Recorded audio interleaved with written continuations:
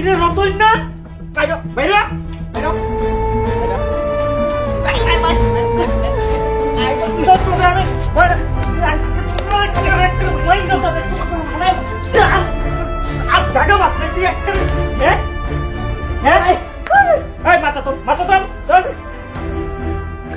আমার ঘরে চুরি করতে ধরা পড়ছিস তোরে আমি কি করুম ক ভাই খাটের নিচে বড় একটা ইন্দুরা ছিল আমারে কামড় দিছে আমি শব্দ আটকাইতে পারি নাই আমার ভুল হয়ে গেছে আমারে মাফ কইরা দেন ভাই মাপ না আমি তোরে কাম দিতে চাইলাম আর তুই আমার ঘরে চুরি করতে আইছস আপনি আমারে চুরি ছাড়তে কইছেন আমার আত্মসম্মানে লাগছে এর লাগে ভাবছি আপনার বাড়িতে আজকে চুরি করব সোরের আবার আত্মসম্মান। এই ওরা আর দুইটা বাড়ি দাও তো।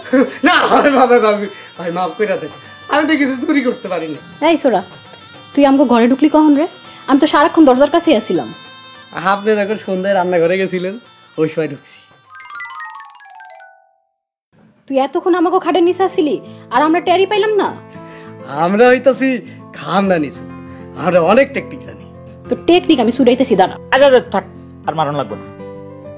তুই চুরি করতে ধরা পড়ছস তোরা আমি শাস্তি দিতে পারি, বাইন্দা রাখতে পারি, বিচার সালিশ ডাকতে পারি, এর কিছুই আমি করলাম না। যা তোরা আমি ছেড়ে দিলাম, তুই কালকে আরতে আয়া আমার লগে দেখা করবি। যা।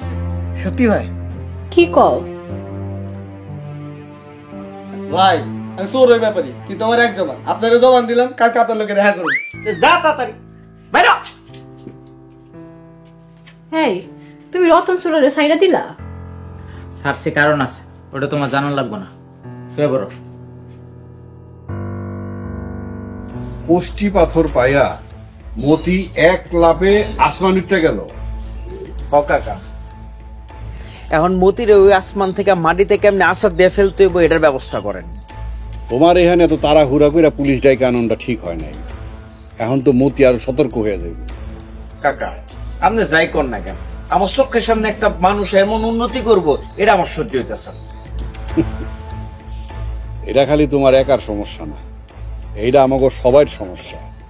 আমাকে মধ্যে থেকে কেউ যদি একটু ভালো করে একটু উন্নতি করে তাহলে সবাই মিলে কিভাবে নিচে টাইনা নামান যায় এই ব্যবস্থা করে। কিন্তু এতে হিতে বিপরীত হয়, যেরকম হয়েছে তোমার বেলা। কাকা আমার একটা ভুল হয়েছে, আগে আপনার লগে এটা পরামর্শ করা আমার দরকার আছে। আপনি হইলেন এই গ্রামের সবচেয়ে মান সম্মানী একজন মানুষ, আমিও আমার গ্রামের সবচেয়ে সম্মানী একজন মানুষ। কিন্তু একজন দিনমজুর হয়ে যদি একটা মানুষ আমার মান সম্মান ধ্বংস করে, এটা কি মাইনা লওয়া যায়? কথা তুমি একেবারে হাসাই কইছো। মতির টাকা পয়সা দিন দিন যেভাবে বাড়তাছে, আমার তো মনে হয় কদিন পরে এই অঞ্চলের লোকজন আমার করে গনাই ধরতে হইব না, অরে এখান থেকে টাইনা নামাইতে হইব। কাকা বিষয়টা তো সহজ ভাবে নিয়েন না।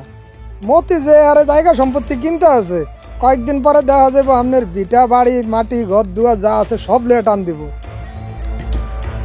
কথাটা তিতা হইলেও একেবারে খারাপ কস নাই।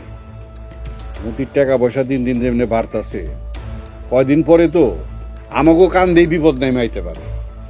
কাকা যদি সম্ভব হইতো মতির কাছ থেকে কোষ্ঠে পাথরগুলা কাইরা লয়ে আইতাম, অর্ধেক আপনার হইতো অর্ধেক আমার।